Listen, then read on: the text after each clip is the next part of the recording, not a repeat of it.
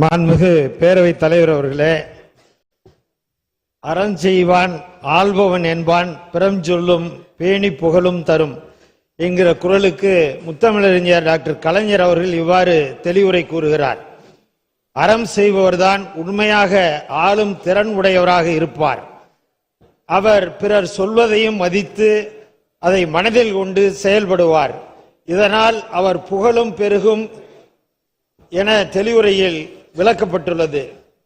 மாண்புமிகு தமிழ்நாடு முதலமைச்சர் அவர்கள் அறத்தோடும் ஆளும் திறனோடும் மக்கள் நலன் ஒன்றே தன் குறிக்கோள் என்று தன் மனசாட்சியும் அரசாட்சியும் கொண்டு செலுத்தி பல்வேறு நலத்திட்டங்களை தமிழ்நாட்டு மக்களுக்கு அளித்து வருவதால் அவர் தமிழக மக்களின் இதயங்களில் ஒரு மூத்த பிள்ளையாக, சகோதரராக, தந்தையாக, தாயாக திகழ்ந்து வருகிறார். மாண்புமிகு தமிழ்நாடு முதலமைச்சர் அவர்களின் மக்கள் நலத்திட்டங்கள் இந்தியாவின் மற்ற மாநிலங்கள் மட்டுமல்லாது வெளிநாட்டு ஆட்சியாளர்களாலும் அவர்களது மக்கள் பயன்பெறும் வகையில் நடைமுறைப்படுத்தப்பட்டு வருவது நம் முதலமைச்சர் அவர்களின் புகழுக்கும் மரியாதைக்கும் பெயருக்கும் உள்ள மணிமகுடங்களாகும். இத்தகைய சிறப்புகளை பெற்ற மாண்புமிகு தமிழ்நாடு முதலமைச்சர் அவர்களை பணிந்து வணங்குகிறேன். மாண்புமிகு துணை முதலமைச்சர் அவர்கள், தமிழ்நாட்டின் தந்தையும் தாயுமான எங்கள் தலைவர் அவர்களின் பாசறையில் உதித்த வீரம், இம்மாநிலத்து இளைஞர்களின் நம்பிக்கை நட்சத்திரம், தமிழ்நாட்டின் விளையாட்டுத்துறையின் விடிவெள்ளி, தமிழ்நாட்டு மக்களுக்கு என்ன வேண்டும் என்றறிந்து சிறப்பான திட்டங்களை தீட்டி செயல்படுத்தி வரும் செயல் வீரர், இந்தியாவில் தமிழ்நாட்டை விளையாட்டுத்துறையின் தலைநகரமாக மாற்றிக்கொண்டிருக்கிற இளம் தலைவர், தமிழ்நாட்டை செழுமையும் வளமையும் நிறைந்த மாநிலமாக வளர்த்தெடுக்க மாண்புமிகு தமிழ்நாடு முதலமைச்சர் அவர்களோடு தோளோடு தோள் கொடுத்து அயராது உழைத்துக் கொண்டிருக்கும் இளம் தலைவர் அவர்களை பணிந்து வணங்குகிறேன். மாண்புமிகு பேரவைத் தலைவர் அவர்களே, சர்க்கரை துறையை 1969ஆம் ஆண்டு மாண்புமிகு முத்தமிழறிஞர் தலைவர் கலைஞர் அவர்கள் தொடங்கி வைத்தார்கள். மாண்புமிகு பேரவைத் தலைவர் அவர்களே, தமிழ்நாட்டிலே 16 கூட்டுறவு சர்க்கரை ஆலைகளும் 2 பொதுத்துறை சர்க்கரை ஆலைகளும் 22 தனியார் சர்க்கரை ஆலைகளும் ஆக மொத்தம் 40 சர்க்கரை ஆலைகள் உள்ளன. இவற்றில் 2024-25 அரவை பருவத்தில் 12 கூட்டுறவு சர்க்கரை ஆலைகள், அதை போல 2 பொதுத்துறை மற்றும் 16 சர்க்கரை ஆலைகள் என மொத்தம் 30 சர்க்கரை ஆலைகள் இயங்கி வருகின்றன. கடந்த 2021ஆம் ஆண்டு வரை பல்வேறு காரணங்களால் கரும்பு சாகுபடி பரப்பு குறைந்து சர்க்கரை ஆலைகளுக்கு அரவைக்கு போதுமான கரும்பு கிடைக்காமல் நலிவடைந்த நிலைக்கு தள்ளப்பட்டன. மாண்புமிகு தமிழக முதலமைச்சர் அவர்களின் ஆட்சியில் அகில இந்திய அளவில் கரும்பு உற்பத்தியில் தமிழ்நாடு 2ஆம் இடத்தை வகிக்கிறது. மாண்புமிகு தமிழ்நாடு முதலமைச்சர் திராவிட மாடல் நாயகர் அவர்களின் தலைமையில் கழக ஆட்சி பொறுப்பேற்றவுடன் கரும்பு விவசாயிகளின் நலன் மற்றும் சர்க்கரை ஆலைகளின் வளர்ச்சிக்கு கடந்த 4 ஆண்டுகளாக சிறப்பு ஊக்கத்தொகை வழங்கியது. கரும்பு கிரையத் தொகையை உரிய காலத்தில் வழங்க வழிவகை கடனும் வழங்கி இருக்கிறது.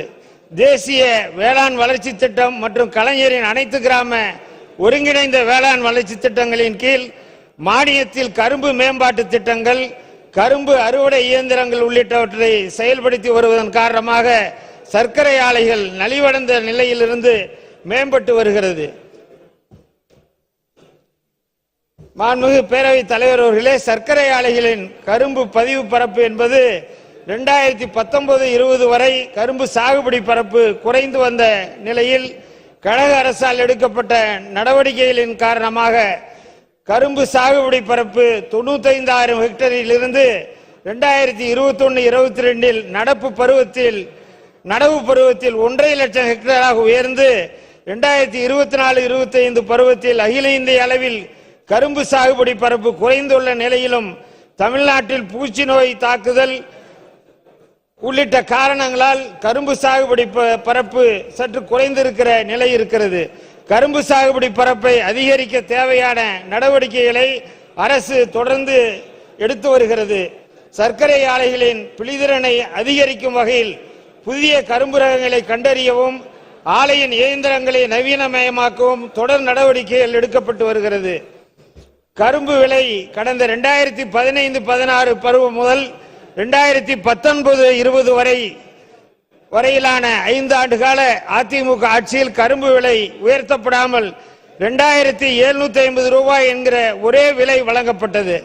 இந்த நிலையிலே கழக அரசு பொறுப்பேற்ற பிறகு கடந்த 4 ஆண்டு காலத்தில் கரும்பு விலையை 2750 இருந்து 750 ரூபாய் உயர்த்தி 2024-25 அரவை பருவத்திற்கு டன் ஒன்றுக்கு மாண்புமிகு முதலமைச்சர் அவர்களால் 3500 என உயர்த்தி வழங்கப்பட்டுள்ளது. தற்போது அறிவித்துள்ள இந்த சிறப்பு ஊக்கத்தொகையின் மூலம் அதிக சர்க்கரை கட்டுமானம் கொண்ட உள்ள 9.85% கொண்ட திருப்பத்தூர் கூட்டுறவு சர்க்கரை ஆலை டன் ஒன்றுக்கு 3616 ரூபாயை வழங்குகிற நல்ல நிலை ஏற்பட்டிருக்கிறது.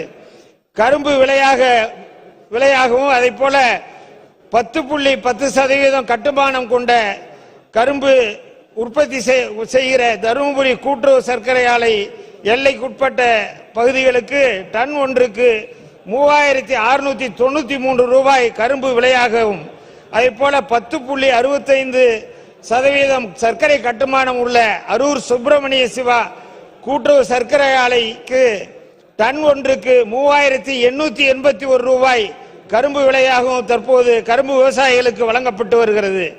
நடப்பு நிதிநிலை அறிக்கையில் முன் எப்போதும் இல்லாத அளவிற்கு சிறப்பு ஊக்கத்தொகையாக 349 ரூபாய் உயர்த்தி டன் ஒன்றுக்கு கரும்பு விலையாக 3500 ரூபாய் வழங்குவதற்கு மாண்புமிகு தமிழ்நாடு முதலமைச்சர் அவர்கள் 297 கோடி ரூபாய் ஒதுக்கீடு செய்துள்ள உத்தரவு வழங்கியுள்ளார்கள். இதன் மூலம் சுமார் 1,30,000 விவசாயிகள் பயன்பெறுவார்கள். ஊக்கத்தொகை என்பது சிறப்பு ஊக்கத்தொகை 1145 ரூபாய். முடிச்சிடறேன். வழிவகை கடன் என்பது 72 கோடி ரூபாய். கடந்த 4 ஆண்டுகளில் மட்டும் 1847 கோடி ரூபாயாக விவசாய பெருமக்களுக்கு மாண்புமிகு முதலமைச்சர் அவர்களால் வழங்கப்பட்டுள்ளது. கரும்பு விவசாயிகளுக்கு மானிய விலையில் 178 கரும்பு அறுவடை இயந்திரங்கள் வழங்கப்பட்டுள்ளன. கரும்பு அறுவடை இயந்திரம் ஒன்றுக்கு 43 லட்சம் வீதம் சுமார் 55 கோடி ரூபாய் மானியமாக வழங்கப்பட்டுள்ளது. தானியங்கி எடை மேடைகள் அமைப்பதற்கான நடவடிக்கை எடுக்கப்பட்டு கரும்பு எடையை துல்லியமாக கணக்கிட 15 கூட்டுறவு மற்றும் பொதுத்துறை சர்க்கரை ஆலைகளின் ரூபாய் 1,50,00,000 மதிப்பீட்டிலே தானியங்கி இடைமேடைகள் அமைக்கப்பட்டுள்ளன. நவீன ஆய்வகங்கள் கரும்பு சாரில் உள்ள சர்க்கரையின் அளவை துல்லியமாக கணக்கிட 15 கூட்டுறவு மற்றும் பொதுத்துறை சர்க்கரை ஆலைகளின் ரூபாய் 3 கோடி மதிப்பீட்டில் ஆய்வகங்கள் நவீனமயமாக்கப்பட்டுள்ளன. கரும்பு அபிவிருத்தி திட்டங்கள் தேசிய வேளாண் வளர்ச்சி திட்டத்தின் கீழே 18,83,00,000 ரூபாய் மதிப்பிலே கரும்பு அபிவிருத்தி திட்டங்கள் செயல்படுத்தப்பட்டுள்ளது.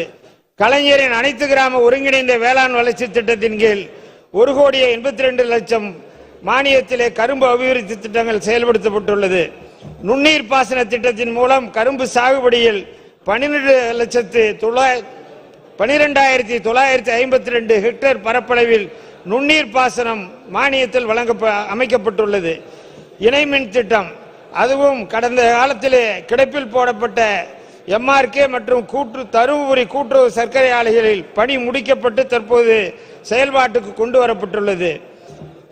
எத்தனால் உற்பத்தியை பொறுத்தவரை சர்க்கரை ஆலைகளின் வருவாயை பெருக்கிடும் நோக்கத்தில் எம்ஆர்கே மற்றும் கள்ளக்குறிச்சி கூட்டுறவு சர்க்கரை ஆலைகளில் நாளொன்றுக்கு 60 கிலோ லிட்டர் உற்பத்தி திறன் கொண்ட எத்தனால் ஆலை அமைக்க உத்தரவு வழங்கப்பட்டு அந்த திட்டத்திற்கான நிதியை பெறும் நடவடிக்கைகள் மேற்கொள்ளப்பட்டு வருகிறது.